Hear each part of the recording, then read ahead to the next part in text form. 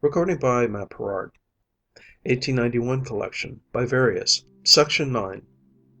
From Athens to Thebes. The Passes of Parnes and of Kithaeron Eleutherae by J. P. Mahaffy. From Rambles and Studies in Greece. No ordinary student, looking at the map of Attica and Boeotia, can realize the profound and complete separation between these two countries. Except at the very northern extremity where the fortified town of Oropus guarded an easy boundary, all the frontier consists not merely of steep mountains, but of parallel and intersecting ridges and gorges, which contain, indeed, a few alpine valleys, such as that of Eno, but which are, as a rule, wild and barren, easily defensible by a few against many, and totally unfit for the site of any considerable town, or any advanced culture. As I before stated, the traveler can pass through by Decelea, or he can pass most directly by Philae, the fort which Thrasybulus seized when he desired to reconquer Athens with his democratic exiles. The historians usually tell us that he seized and fortified Philae, a statement which the present aspect of it seems to render very doubtful indeed. It is quite impossible that the great hill fort of the very finest Attic building, which is still remaining and admired by all, could have been knocked up by Thrasybulus and his exiles. The careful construction and the enormous extent of the building compel us to suppose it the work of a rich state, and of a deliberate plan of fortification. It seems very unlikely, for these reasons, that it was built after the days of Thrasybulus, or that so important a point of attack should have been left unguarded in the greater days of Athens. I am therefore convinced that the fort, being built long before, and being in fact one of the well-known fortified demes through Attica, had been to some extent dismantled, or allowed to fall into decay, at the end of the Peloponnesian War. This is one of the numerous instances in which a single glance at the locality sets right an historical statement that has eluded suspicion for ages. The fort of Philae, like that of Eleutherae, of which I shall speak, and like those of Messene and of Orchomenus, is built of square blocks of stone, carefully cut and laid together without a particle of rubble or cement, but so well fitted as to be able to resist the wear of ages better than almost any other building. I was informed by M. Emile Burnouf that in the case of a fort at Megara, which I did not see, there are even polygonal blocks, of which the irregular and varying angles are fitted with such precision that it is difficult, as in the case of the Parthenon, to detect the joinings of the stones. The blocks are by no means so colossal in these buildings as in the great ruins about Mycenae, but the fitting is closer, and the sites on which we found them very lofty, and with precipitous ascents. This style of building is specially mentioned by Thucydides as being employed in the building of the walls of the Piraeus in the days of Themistocles, apparently in contrast to the rude and hurried construction of the city walls.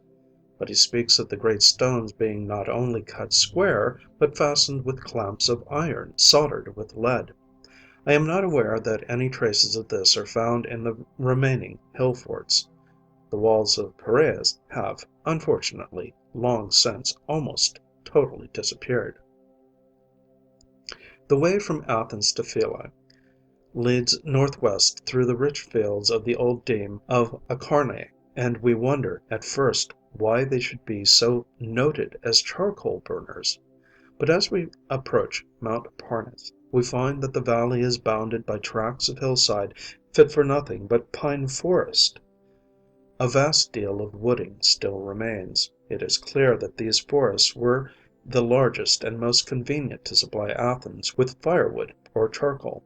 As usual, there are many glens and river courses through the rugged country through which we ascend. Here and there a village, in one secluded nook a little monastery, hidden from the world, if not from its cares.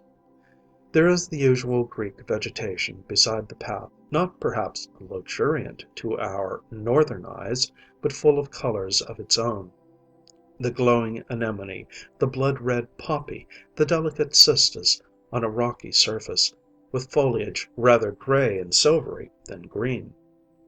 The pine trees sound, as the breeze sweeps up the valleys, and lavish their vigorous fragrance through the air. There is something inexpressibly bracing in this solitude, if solitude it can be called, where the forest speaks to the eye and ear, and fills the imagination with the mystery of its myriad forms. Now and then, too, the peculiar cadence of those bells which hardly varies throughout all the lands of the south, tells you that a flock of goats, or goat-like sheep, is near, attended by solemn, silent children, whose eyes seem to have no expression beyond that of vague wonder in their gaze. These are the flocks of some village below, not those of the nomad Vlachs, who bring with them their tents and dogs, and make gypsy encampments in the unoccupied country. At last we see high over us the giant fort of Philae, set upon a natural precipice, which defends it amply for half its circuit.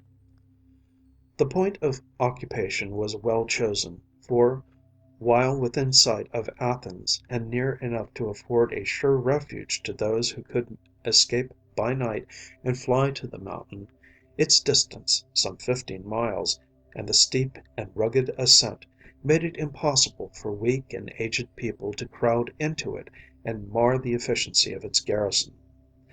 With the increase of his force, Thrasybulus began successful raids into the plain, then a rapid movement to Piraeus. Ultimately, as may be read in all histories, he accomplished the liberation of his native city. We did not pass into Boeotia by the way of Philae, preferring to take the longer route through Eleusis. But no sooner had we left Eleusis than we began to ascend into the rough country, which is the preface to the wild mountain passes of Cithæron. It is, indeed, very difficult to find where one range of mountains begins and another ends, anywhere throughout Greece. There is generally one high peak, which marks a whole chain or system of mountains, and after which the system is called. But all closer specification seems lost, on account of the immense number of ridges and points which crowd upon the view in all directions. Thus the chain of Parnes, after throwing out a spur toward the south, which divides the Athenian and Thriasian plains, sweeps round the latter in a sort of amphitheatre, and joins the system of Cithæron, which extends almost parallel with Parnes. A simple look at a good map explains these things by supplementing mere description. The only thing which must be specially enforced is, that all the region where a plain is not expressly named is made up of broken mountain ridges and rocky defiles, so that it may fairly be called an alpine country. A fellow traveller, who had just been in Norway, was perpetually struck with its resemblance to the Norwegian highlands. I will only mention one other fact which illustrates the consequent isolation. We have a river Kephissus in the plain of Athens. As soon as we cross the path of Daphne, we have another Kephissus in the Thriasian plain. Within a day's journey, or nearly so, we have another Kephissus, losing itself in the lake Copais, not far from Orchomenus. This repetition of the same name shows how little intercourse people have in the country, how little they travel, and how there is no danger of confusing these identical names. Such a fact, trifling as it is, illustrates very powerfully the isolation which the Greek mountains produce. There is a good road from Athens to Thebes, a very unusual thing in Greece, and we were able to drive with 4 horses, after a fashion which would have seemed very splendid in old days. But strange to say, the old Greek fashion of driving 4 horses abreast, 2 being yoked to the pole, and 2 outriggers, or unintelligible Greek, as they were called, has disappeared from Greece, whereas it still survives in southern Italy. On the other hand, the Greeks are more daring drivers than the Italians, being indeed braver in all respects, and when a road is to be had, a very fast pace is generally kept up. As usual, the country was covered with brushwood, and with numbers of old gnarled fir trees, which bore everywhere upon their stems the great wounds of the hatchet, made to extract the resin for the flavoring of wine. Rare flocks of goats, with their peculiar, dull, tinkling bells which have the same make and tone all through Calabria, through Sicily, and through Greece, were the only sign of human occupation or of population. But when you look for houses, there is nothing in the shape of wall or roof save an occasional station, where, but a few years since, soldiers were living, to keep the road safe from bandits. At last we came upon the camp of some Vlach shepherds, a thing reminding one far more of a gypsy camp than anything else, a few dark brown skins falling over 2 upright poles, so as to form a roof-shaped tent, of which the entrance looked so absolutely black as to form quite a patch in the landscape. There is mere room for lying in these tents by night, and I suppose in the summer weather most of these wild shepherds will not condescend even to this shelter. After some hours' drive we reached a grassy dell, shaded by large plane trees, where a lonely little public house, if I may so call it, of this construction, invited us to stop for watering the horses, and inspecting more closely the owner. There was the usual supply of such places: red and white wine in small casks, excellent fresh water, and lucumia, or Turkish delight. Not only had the owner his belt full of knives and pistols, but there was hanging up in a sort of rack a most picturesque collection of swords and guns, all made in Turkish fashion, with ornamented handles and stocks, and looking as if they might be more dangerous to the sportsman than to his game. While we were being served by this wild‐looking man in this suspicious place—in fact, it looked like the daily resort of bandits—his wife, a comely young woman, dressed in the usual dull blue, red, and white, disappeared through the back way and hid herself among the trees.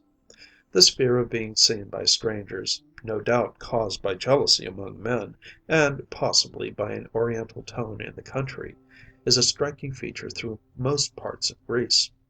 It is said to be a remnant of the Turkish influence, but seems to me to lie deeper, and to be even an echo of the old Greek days. The same feeling is prevalent in most parts of Sicily. In the towns there you seldom see ladies in the streets, and in the evenings, except when the play‐going public is returning from the theatre, there are only men visible. After leaving this resting place, about 11 in the morning, we did not meet a village, or even a single house, till we had crossed Cithæron, after 6 in the evening, and descried the modern hamlet of Plataea on the slopes to our left. But once or twice through the day a string of 4 or 5 mules, with bright, richly striped rugs over their wooden saddles, and men dressed still more brightly, sitting lady fashion on them, were threading their way along the winding road. The tinkling of the mules' bells and the wild Turkish chants of the men were a welcome break in the uniform stillness of the journey. The way becomes gradually wilder and steeper, though often descending to cross a shady valley, which opens to the right and left in a long narrow vista, and shows blue far‐off hills of other mountain chains. One of these valleys was pointed out to us as Eno, an outlying deme of Attica, fortified in Periclean days, and which the Peloponnesian army attacked, as Thucydides tells us, and failed to take. on their invasion of Attica at the opening of the war. There are 2 or 3 strong square towers in this valley, close to the road, but not the least like any old Greek fort, and quite incapable of holding any garrison.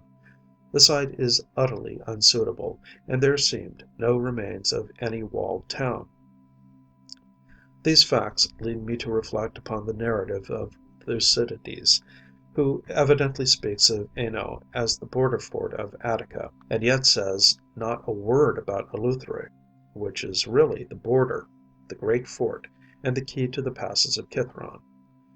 The first solution which suggests itself is, that the modern Greeks have given the wrong names to these places, and that by Eno Thucydides really means the place now known as Eleutherae. Most decidedly, if the fort which is now there existed at the opening of the Peloponnesian War, he cannot possibly have overlooked it in his military history of the campaign.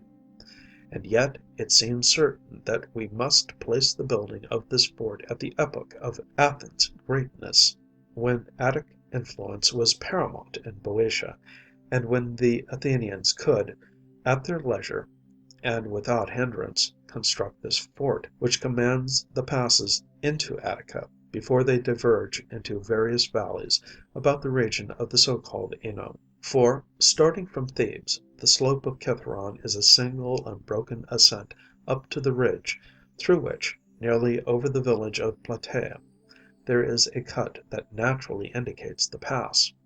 But when the traveller has ascended from Thebes to this point, he finds a steep descent into a mountainous and broken region, where he must presently choose between a gorge to the right or to the left, and must wander about zigzag among mountains, so as to find his way towards Athens. And although I did not examine all the passes accurately, it was perfectly obvious that, as soon as the first defile was left behind, an invader could find various ways of eluding the defenders of Attica, and penetrating into the Thriasian plain, or by Phyle into that of Athens. Accordingly, the Athenians choose a position of remarkable strength, just inside the last crowning ascent, where all the ways converge to pass the crest of the mountain into Plataea. Here a huge rock, interposing between the mountains on each side, strives, as it were, to bar the path, which accordingly divides like a torrent bed and passes on either side, close under the walls of the fort which occupies the top of the rock. From this point the summit of the pass is about 2 or 3 miles distant and easily visible, so that an outpost there, commanding a view of the whole Theban plain, could signal any approach to the fort with ample notice. The position of the fort of Phyle, above described, is very similar. It lies within a mile of the top of the pass, on the Attic side, within sight of Athens, and yet near enough to receive the scouts from the top, and resist all sudden attack. No force could invade Attica without leaving a large force to besiege it. Looking backward into Attica, the whole mountainous track of Eno is visible, and though we cannot now tell the points actually selected, there is no difficulty in finding several which could easily pass the signal from Eleutherae to Daphne, and thence to Athens. We know that fire signals were commonly used among the Greeks, and we can here see an instance where news could be telegraphed some 30 miles over a very difficult country in a few moments. Meanwhile, as succors might be some time in arriving, the fort was of such size and strength as to hold a large garrison, and stop any army which could not afford to mask it by leaving there a considerable force. The site was, of course, an old one, and the name Eleutherae, if correctly applied to this fort, points to a time when some mountain tribe maintained its independence here against the governments on either side of the plain, whence the place was called the Free Place, or Liberties, as we have the term in Dublin. There is further evidence of this in a small irregular fort which was erected almost in the centre of the larger and later enclosure. This older fort is of polygonal masonry very inferior to the other, and has fallen into ruins, while the later walls and towers are in many places perfect. The outer wall follows the nature of the position, the principle being to find everywhere an abrupt descent from the fortification, so that an assault must be very difficult. On the north side, where the rock is precipitous, the wall runs along in a right line, whereas on the south side, over the modern road, it dips down the hill and makes a semicircular sweep, so as to crown the steepest part of a gentler ascent. Thus the whole enclosure is of a half moon shape. But while the straight wall is almost intact, the curved side has in many places fallen to pieces.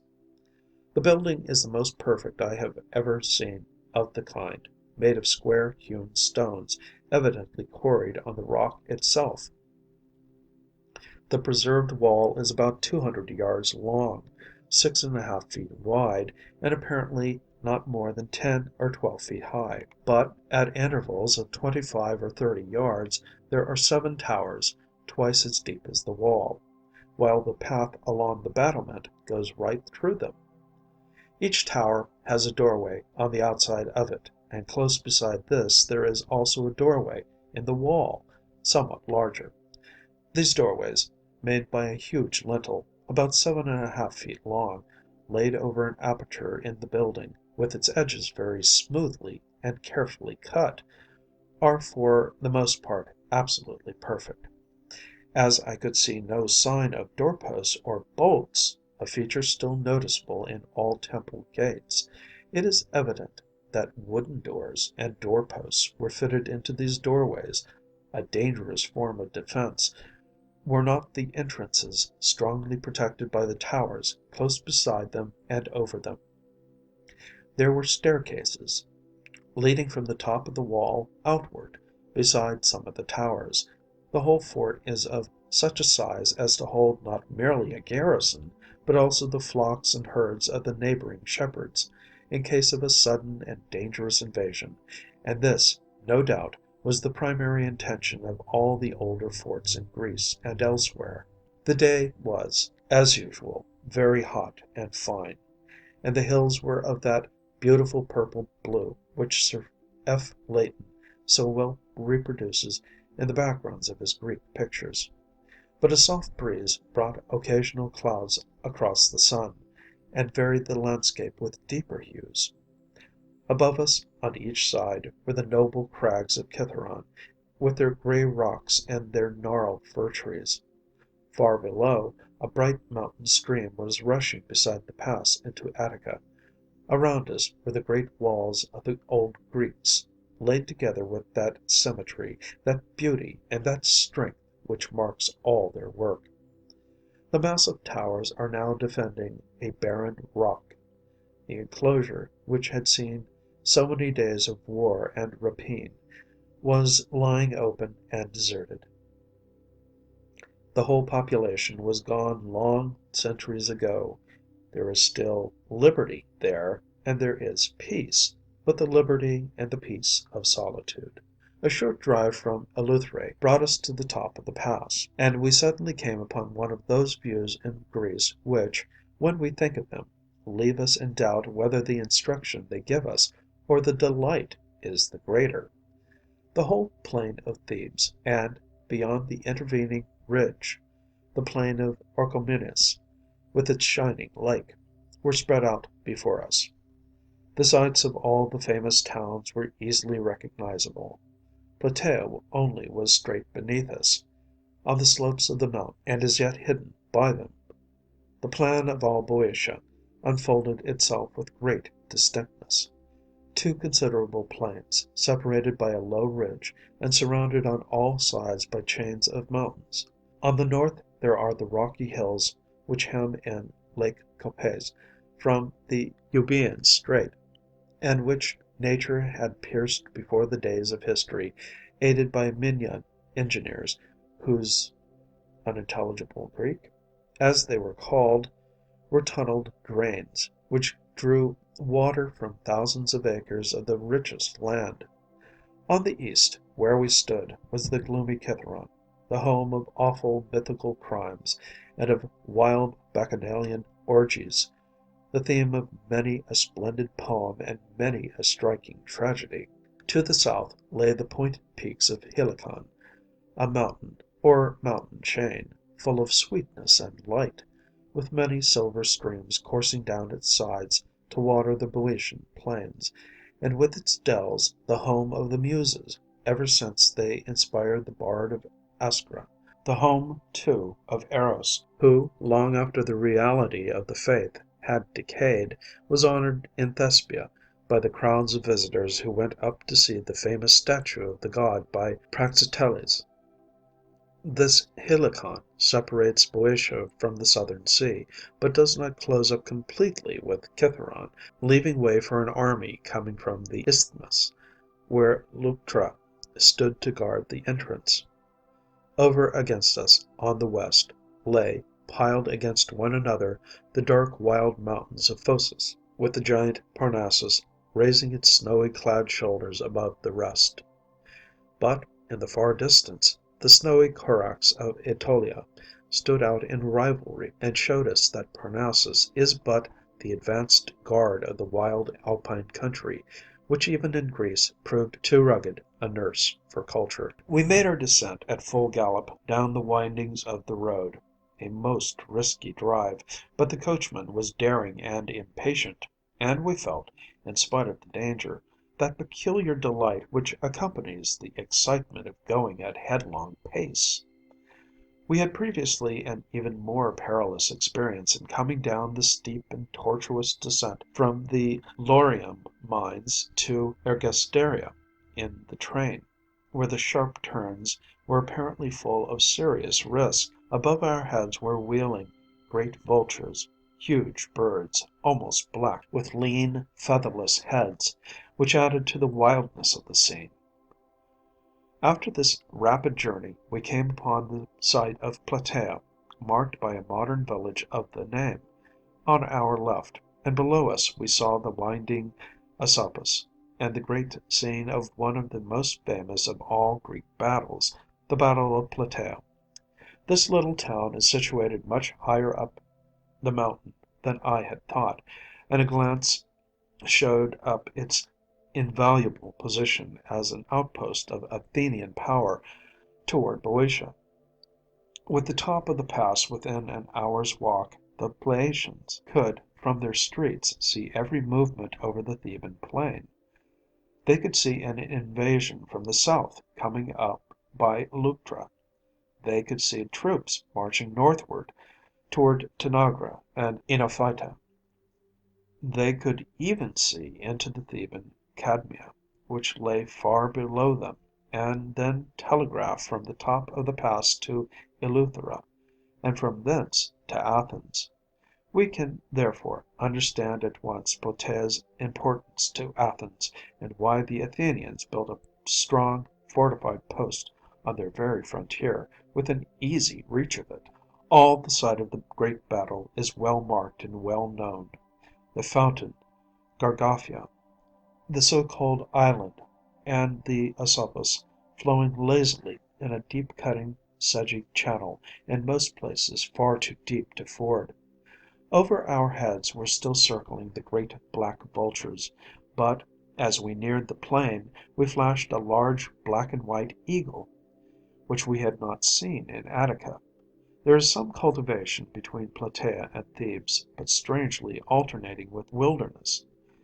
We were told that the people have plenty of spare land, and, not caring to labor for its artificial improvement, till a piece of ground once, and then let it lie fallow for a season or two. The natural richness of the Boeotian soil thus supplies them with ample crops. But we wondered to think how impossible it seems even in these rich and favored plains to induce a fuller population. The question of the depopulation of Greece is no new one. It is not due to the Slav inroads. It is not due to Turkish misrule. As soon as the political liberties of Greece vanished, so that the national talent found no scope in local government. As soon as the riches of Asia were opened to Greek enterprises, the population diminished with wonderful rapidity. All the later Greek historians and travelers are agreed about the fact. The whole of Greece could not put in the field, says one, as many soldiers as came of old from a single city. Of all the famous cities in Boeotia, says another, but two, Thespia and Tanagra, now remain. The rest are mostly described as ruins. No doubt, every young, enterprising fellow went off to Asia as a soldier or a merchant, and this taste for emigrating has remained strong in the race till the present day, when most of the business of Constantinople, of Smyrna, of Alexandria is in the hands of Greeks. But in addition to this, the race itself seems at a certain period to have become less prolific. And this, too, is a remarkable feature lasting to our own time. In the several hospitable houses in which I was entertained through the country, I sought in vain for children.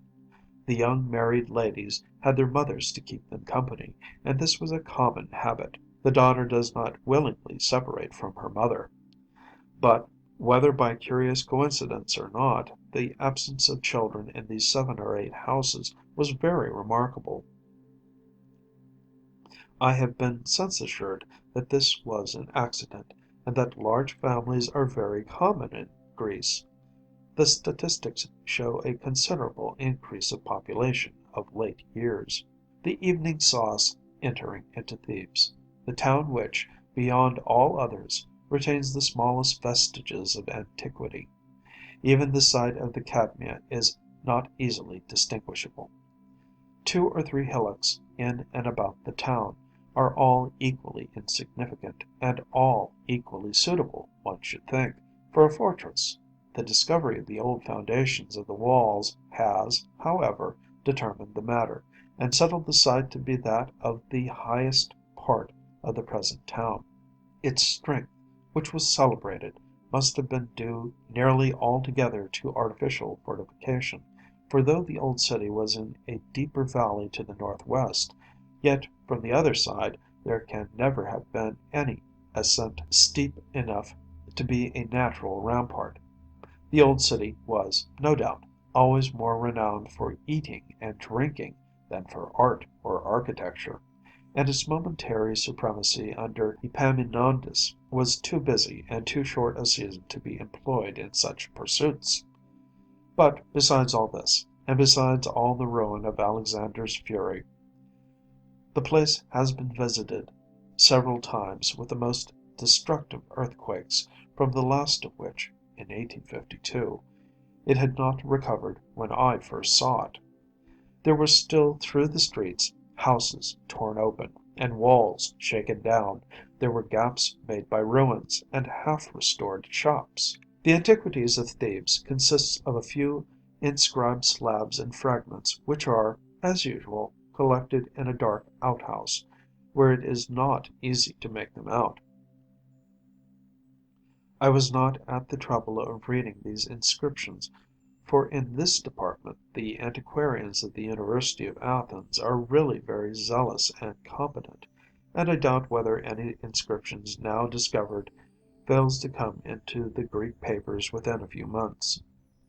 From these they of course pass into the Corpus Inscriptionum Graecarum, a collection daily increasing and periodically re-edited. I may observe that, not only for manners and customs, but even for history, these undeniable and seldom suspicious sources are rapidly becoming our surest and even fullest authority. In the opinion of the inhabitants, by far the most important thing about the town is the tomb of their evangelist, St. Luke, which is situated in a chapel close by. The stone is polished and worn with the feet and lips of pilgrims, and all such homes of long devotion are in themselves interesting. But the visitor may well wonder that the evangelist, should have his tomb established in a place so absolutely decayed and depopulated as was the region of Thebes, even in his day. The tombs of the early preachers and missionaries are more likely to be in the thickest of thoroughfares, amid the noise and strife of men. The Evangelist was confused with a later local saint of the same name. Thebes is remarkable for its excellent supply of water. Apart from the fountain Dirk, several other great springs rise in the higher ground close to it and are led by old Greek conduits of marble to the town. One of these springs was large enough to allow us to bathe, a most refreshing change after the long and hot carriage ride, especially in the ice cold water, as it came from its deep hiding place.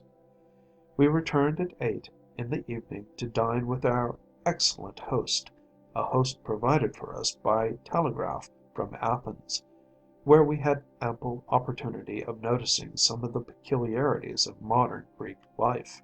The general elections were at the moment pending. M. Bourgaris had just échoué, as the French say, and the King, after a crisis in which a rupture of the Constitution had been expected, decided to try a constitutional experiment, and called to office M. Jacobi, an advanced radical in those days, and strongly opposed to the government. But M. Jacobi was a highly educated and reasonable man, well acquainted with England and English politics, and apparently anxious to govern by strictly constitutional means. He has since proved himself, by his able and vigorous administration, one of the most remarkable statesmen in Europe, and the main cause of the progress of his country. His recent defeat (1890) is therefore to be regarded as a national misfortune. Our new friend at Thebes was then the Radical candidate, and was at the very time of our arrival canvassing his constituency. Every idle fellow in the town seemed to think it his duty to come up into his drawing room, in which we were resting, and sit down to encourage him and advise him. No hint that he was engaged in entertaining strangers had the smallest effect. Noisy politics was inflicted upon us till the welcome announcement of dinner, to which, for a wonder, his constituents did not follow him. He told me that though all the country was strongly in favour of M. Jacobi, yet he could hardly count upon a majority with certainty, for he had determined to let the elections follow their own course, and not control them with soldiers in this most constitutional country, with its freedom, as usual, closely imitated from England. Soldiers stood, at least up to the summer of 1875, round the booths, and hustled out anyone who did not come to vote for the ministerial candidate. M. Jacobi refused to take this traditional precaution, and, as the result showed, lost his sure majority. But when I was there, and before the actual elections had taken place, the Radical party were very confident. They were not only to come in triumphant, but their first act was to be the prosecution of the late Prime Minister, M. Bourgaris, for violating the Constitution, and his condemnation to hard labour with confiscation of his property. I used to plead the poor man's case earnestly with these hot-headed politicians, by way of amusement, and was highly edified by their arguments. The ladies, as usual, were by far the fiercest, and were ready, like their goddess of old, to eat the raw flesh of their enemies. I used to ask them whether it would not be quite out of taste if Mr. Disraeli, then in power, were to prosecute Mr. Gladstone for violating the Constitution in his Irish Church Act, and have him condemned to hard labour. The cases, they replied, were quite different. No Englishman could ever attain, or even understand, the rascality of the late Greek minister.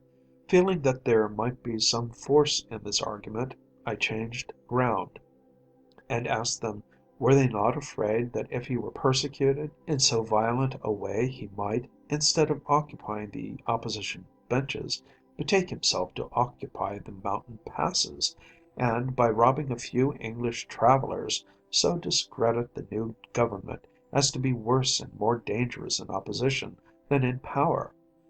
No, they said, he will not do that. He is too rich. But, said I, if you confiscate his property, he will be poor. True, they replied, but still he will not be able to do it. He is too old. It seemed as if the idea that he might be too respectable never crossed their minds.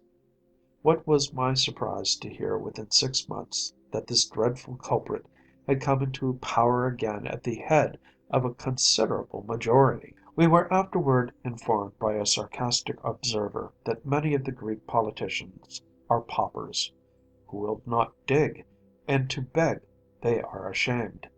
And so they sit about the cafés of Athens on the lookout for one of the 10,000 places which have been devised for the patronage of the ministry. But as there are some 30,000 expectants, it follows that the 20,000 disappointed are always at work, seeking to turn out the 10,000. Hence a crisis every 3 months. Hence a Greek ambassador could hardly reach his destination before he was recalled. Hence, too, the exodus of all thrifty and hard-working men to Smyrna, to Alexandria, or to Manchester, where their energies were not wasted in perpetual political squabbling. The greatest misconduct with which a man in office could be charged was the holding of it for any length of time. The whole public then join against him, and cry out that it is high time for him, after so long an innings, to make way for some one else.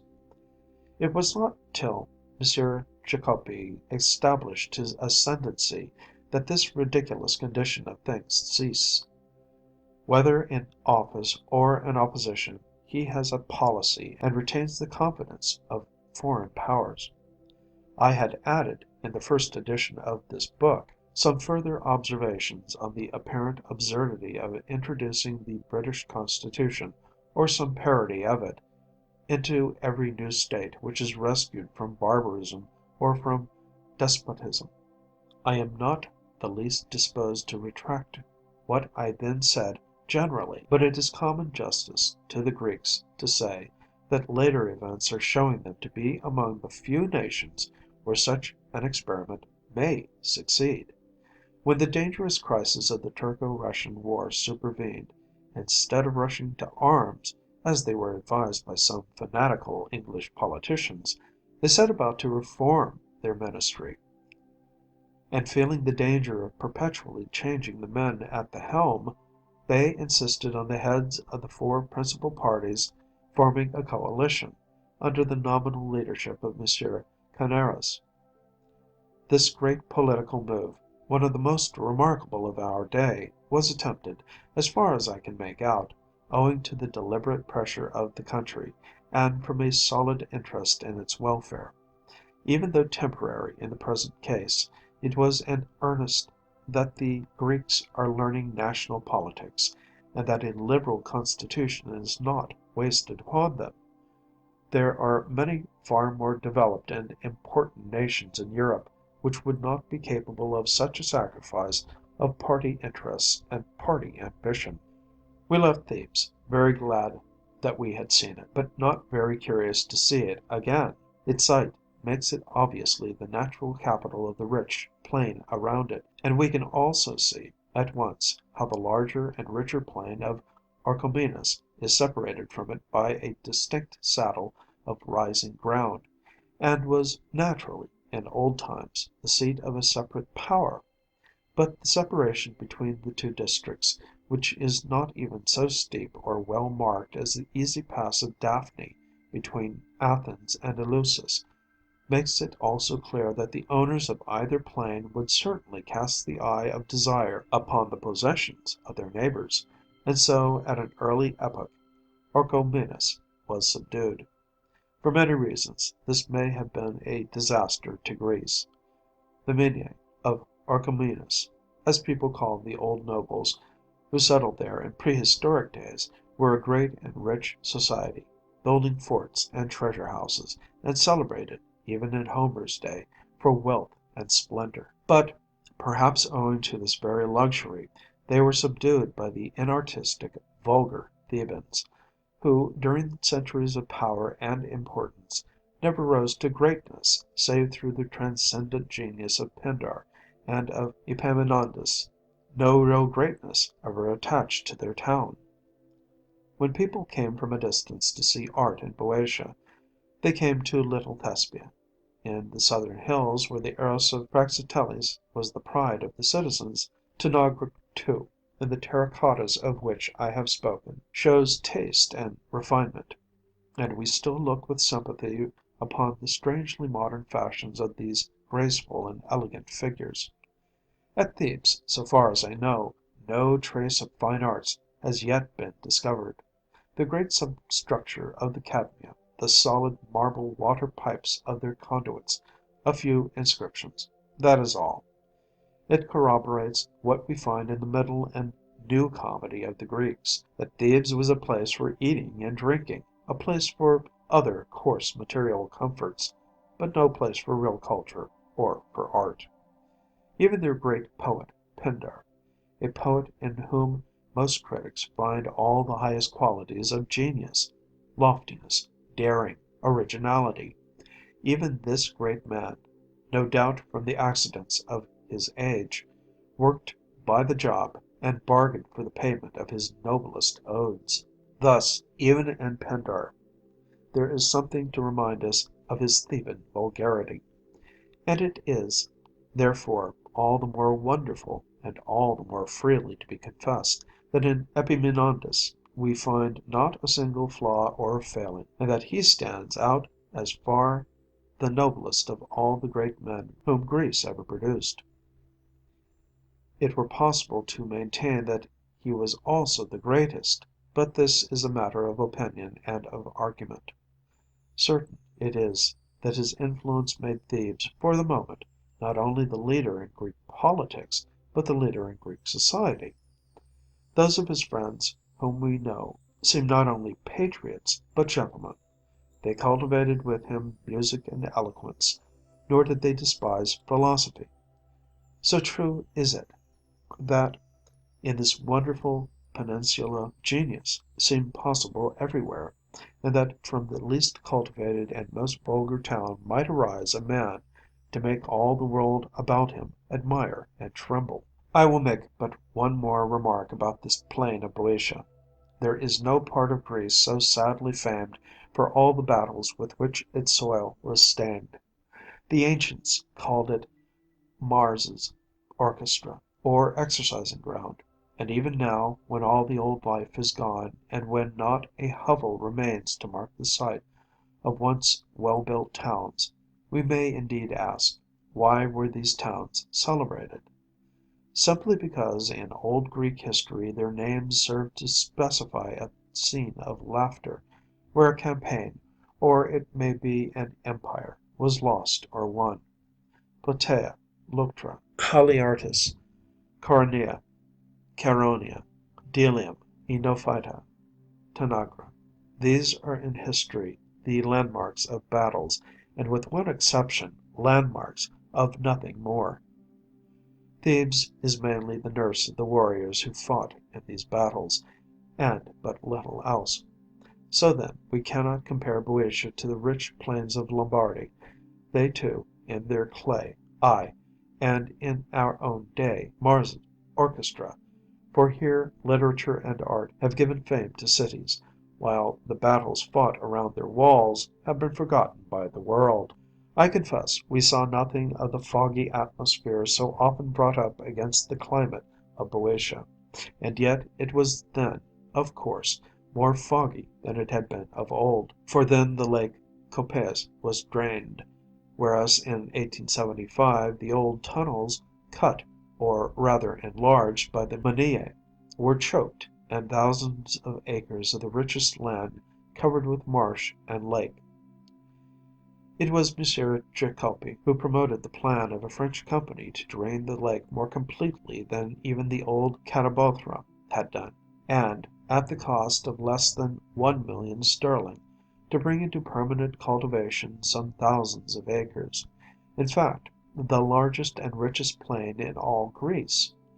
I asked him where he meant to find a population to till it, seeing that the present land was about 10 times more than sufficient for the inhabitants.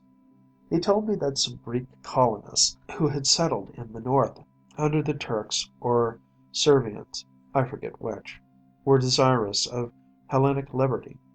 It was proposed to give them the reclaimed tract. If these good people will reason from analogy, they will be slow to trust their fortunes to their old fellow countrymen. So long as they are indigent, they will be unmolested. Cantabit vacuus coram latronum viator. But as soon as they prosper, or are supposed to prosper, we might have the affair of Laurium repeated. The natives might be up in arms against the strangers who had come to plunder the land of the wealth intended by nature for others. The Greek Parliament might be persuaded to make retrospective laws and restrictions, and probably all the more active and impatient spirits would leave a country where prosperity implied persecution, and where people only awake to the value of their possessions after they have sold them to others. What is now happening illustrates the views which I long since proposed. When the drainage works, completed in 1887, had uncovered rich tracts, the government laid claim to every acre of it, and endeavored to fence off the old riparian proprietors. They, on their side, disputed the new boundaries, and claimed what the government professed to have uncovered. Hence no sale to new owners is as yet possible. The dispute is still (1891) unsettled. I think jealousy no accidental feature, but one specially ingrained in the texture of Greek nature from the earliest times. Nothing can be a more striking or cogent proof of this than the way in which Herodotus sets down jealousy as one of the attributes of the deity. For the deities of all nations being conceptions formed after the analogy of human nature around them, there can be no doubt that the honest historian put it down as a necessary factor in the course and constitution of nature. We can only understand Greek history by keeping these things perpetually in mind, and even now it explains the apparent anomaly how a nation, so essentially democratic, who recognize no nobility and no distinctions of rank, can be satisfied with a king of foreign race. They told me themselves, over and over again, that the simple reason was this: no Greek could tolerate another set over him, so that even such an office as President of a Greek Republic would be intolerable, if held by one of themselves. And this same feeling in old times is the real reason of the deadly hate manifested against the most moderate and humane despots. However able, however kindly, however great such a despot might be, however the state might prosper under him, one thing in him was intolerable: he had no natural right to be superior to his fellows, and yet he was superior. I will not deny the existence of political enthusiasm and of real patriotism among Greek tyrannicides, but I am quite sure that the universal sympathy of the nation with them was partly based upon this deep-seated feeling. It is said that, in another curious respect, the old and modern Greeks are very similar. I mean the form which bribery takes in their political struggles. It has been already observed and discussed by Mr. Freeman, how, among the old Greeks, it was the politician who was bribed, and not the constituents; whereas among us in England the leading politicians are above suspicion, while the constituents are often corruptible enough. Our Theban friend told me that in modern Greece the ancient form of bribery was still in fashion, and that, except in Hydra and one other place, probably, if I remember rightly, Athens, the bribing of constituents was unknown, while the taking of bribes by ministers was alleged not to be very uncommon. A few years ago, men of sufficient importance to be cabinet ministers were openly brought into court, and indicted for the sale of 3 archbishoprics, those of Patras and Corinth among the number. There is no doubt that this public charge points to a sort of bribery likely to take place in any real democracy, when the men at the head of affairs are not men of great wealth and noble birth, but often ordinary or even needy persons, selected by ballot or popular vote, to fill for a very short time a very influential office. End of Section 9. Athens to Thebes by J. P. Mahaffy.